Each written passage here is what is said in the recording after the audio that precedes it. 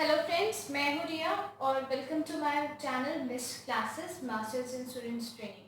आज हम एक बहुत ही ज़्यादा इम्पॉर्टेंट, नॉलेजेबल और इंटरेस्टिंग टॉपिक पढ़ने वाले हैं जिसका नाम है vertical balance sheet. Vertical balance sheet को हम बैलेंस शीट ऑफ कंपनीज भी कहते हैं। इसे बैलेंस शीट ऑफ कंपनीज इसलिए कहते हैं बिकॉज कंपनीज को एज पर कंपनीज एक्ट 2013 ये वर्टिकल बैलेंस शीट बनाना कंपलसरी होती है।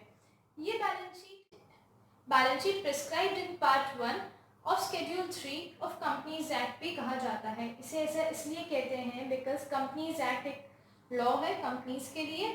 उसके शेड्यूल 3 के फर्स्ट पार्ट में ये फॉर्मेट गिवन है जो हर किसी को फॉलो करना होता है बैलेंस शीट प्रिपेयर करने के लिए। तो यही बैलेंस शीट आज हम पढ़ेंगे डिटेल।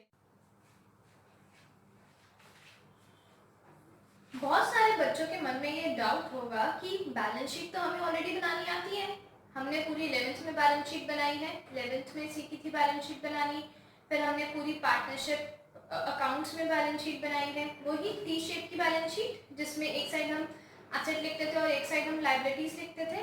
तो हमें तो बैलेंस शीट बनानी आती है। तो ये क्या है, एक्चुअली में है क्या, जब हम कंपनीज की बात करते हैं तो कंपनीज के लिए आता है हमारा कंपनीज एक्ट 2013 और ये एक्ट कहता है कि ये एक्ट लीगलाइज करता है, ये एक्ट ऑब्लिगेट करता है हर एक कंपनी को जो कि कंपनीज एक्ट 2013 में रजिस्टर्ड है कि उन्हें प्रिस्क्राइब्ड मैनर में ही अपनी बैलेंस शीट प्रिपेयर करनी है।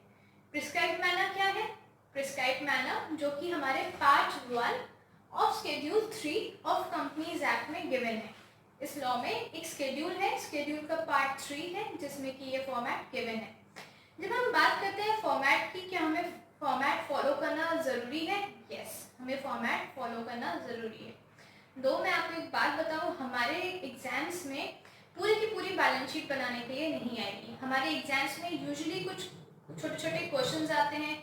क्वेश्चंस कैसे कि कोई भी आइटम दे दिया, उसका पूछेंगे हेडिंग बताइए, सब हेडिंग बताइए, मेजर हेडिंग बताइए, राइट?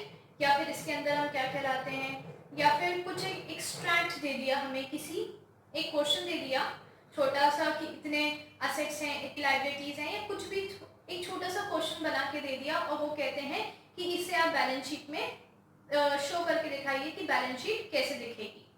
तो इस टाइप के क्वेश्चंस आते हैं। चलिए अब स्टार्ट करते हैं कि हमारा बैलेंस शीट का फॉर्मेट कैसा है। अब हम बात करते हैं अपने बैलेंस शीट के फॉर्मेट की। कोई भी बैलेंस शीट स्टार्ट करने से पहले, चाहे वो हॉरिजॉन्टल हो या फिर जो हम ये वर्टिकल बैलेंस शीट बना रहे हैं, स्टार्ट करने से पहले हम सबसे पहले क्या लिखते हैं? Balance sheet as at time, कि हम कौन से ईयर की बना रहे हैं। फॉर एग्जांपल अगर हम यहाँ पे बना रहे हैं 31 मार्च 2020 के लिए। फिर आते हैं हमारे कॉलम्स। हमारी वर्टिकल बैलेंस शीट के 4 कॉलम्स होते हैं। पहला कॉलम होता है हमारा पर्टिकुलर्स का, दूसरा कॉलम होता है हमारे नोट नंबर, थर्ड और फोर्थ कॉलम दोनों हमारे होते हैं अमाउंट के। तो जो पहला कॉलम होता है वो है हमारा पर्टिकुलर्स का। पर्टिकुलर्स जैसे कि हम अपनी हॉरिजॉन्टल बैलेंस शीट में लिखते थे असेट्स, फिक्स असेट और non current asset, current assets. इसी तरीके से यहाँ पे भी हम कुछ मेजर हेड्स बनाते हैं पर्टिकुलर्स में, वो सब यहाँ पे लिखे जाते हैं। सेकेंड कॉलम है हमारे नोट नंबर का। नोट नंबर क्या होता है? हमारी जो बैलेंस शीट होती है कंपनीज की, वो बहुत ही एक समराइज्ड व्यू होता है हमारे फाइनेंशियल स्टेटमेंट का। इस बैलेंस शीट में कोई भी अननेसेसरी डिटेल्स नहीं होती, सिर्फ मेजर हेडिंग्स होती हैं। अब लाइक मेजर हेडिंग्स, लाइक मेरा लोन चल रहा है, लॉन्ग टर्म लोन्स है 20 लाख के, उसमें से मैंने 10 लाख के लोन्स बैंक से लिए हैं, 5 लाख के लोन्स रिलेटिव पार्टी से लिए हैं और 5 लाख के लोन किसी आउटसाइडर से लिए हैं। लेकिन मैं अपनी बैलेंस शीट में क्या दिखाऊंगी? Total long term loans 20 lakh. तो जो उसकी डिटेल्स है वो कहाँ पे आएंगी हमारे? वो डिटेल्स हम लिखते हैं नोट नंबर में। तो अभी पहले हम पर्टिकुलर्स की बात करेंगे कि पर्टिकुलर्स क्या फॉर्मेट रहता है, उसके बाद हम अपनी बैलेंस शीट पूरी कंप्लीट कर लेंगे, उसके बाद हम किस पे आएंगे? अपने नोट नंबर पे। थर्ड एंड फोर्थ कॉलम हमारा है अमाउंट का। यहाँ पे 2 कॉलम्स कैसे हैं अमाउंट के? बिकॉज हम जब कंपनी की बैलेंस शीट बनाते हैं तो हम 2 साल के डेटा साइमल्टेनियसली शो करते हैं। ऐसा क्यों करते हैं? Because the companies compare the result from 1 year to another. Companies 2 साल के रिजल्ट्स कंपेयर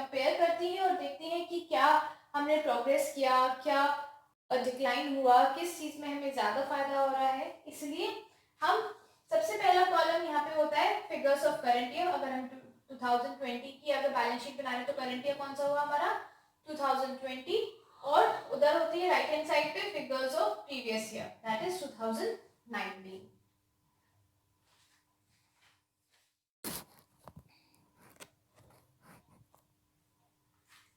इसके बाद हम आते हैं सबसे पहली मेन हेडिंग पे। जैसे कि हमारी हॉरिजॉन्टल बैलेंस शीट की दो साइड्स होती थी, एक असेट और लायबिलिटी, ऐसे ही हमारे वर्टिकल बैलेंस शीट में भी दो कॉलम, दो साइड्स हैं, लेकिन हम उसे हॉरिजॉन्टली ना लिख के एक के नीचे एक लिखेंगे। तो सबसे पहला हमारा क्या होगा, हमारी कौन सी साइड, जैसे कि हमारी हॉरिजॉन्टल बैलेंस शीट में लायबिलिटीज होती थी, तो यहाँ पे हम क्या लिखेंगे, इक्विटी एंड लायबिलिटीज, राइट। ये इक्विटी एंड लायबिलिटी हमारी मेन हेडिंग है, और इसके अंदर हमारी चार हेडिंग्स हैं। सो इक्विटी एंड लायबिलिटी हेडिंग के अंदर हमारी ये चार मेजर हेडिंग्स होती हैं। हमारी चार मेजर हेडिंग्स कौन कौन सी है, share holders fund, second share application money pending allotment, third non current liabilities and current liabilities. चारों हेडिंग्स की भी सब हेडिंग्स हैं। जैसे कि शेयर होल्डर्स फंड के अंदर आता है हमारा शेयर कैपिटल, सेकंड पे reserves and surplus,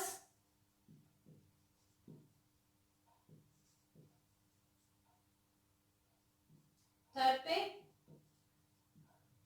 money receipt against share warrant,